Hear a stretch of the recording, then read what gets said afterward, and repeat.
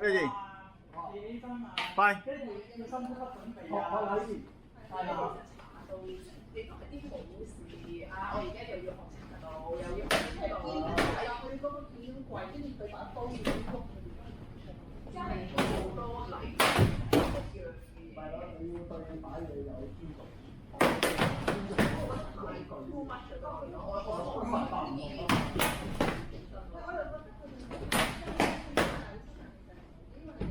咁由最初基本設計一步就要分邊種㗎？可能淨係學招咯。你同佢，即係你同呢個目標爭都要有。香港人粗係要粗實㗎嘛。哦，9分。就走㗎。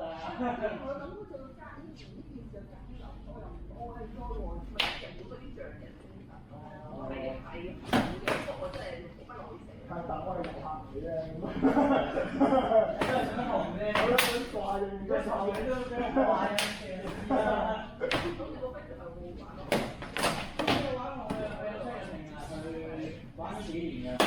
成日聽佢買，即係買工啊、買鹽嗰啲咁樣。咦，轉手喎！左裝喎！係我冇嘅啫。喂，大佬啊，反正你買把工就6、7千，跟住買條魚就5、6萬咁樣樣。咁我覺得高啲，即係因為我唔係嘅，買平嘢嚟嘅，嗰啲嘢。哦，尤其作個好靚嘅中文字，安樂報工嚟嘅，哇！我哋10倍啊，搞龍啊嗰啲啲咩倉啊嗰啲。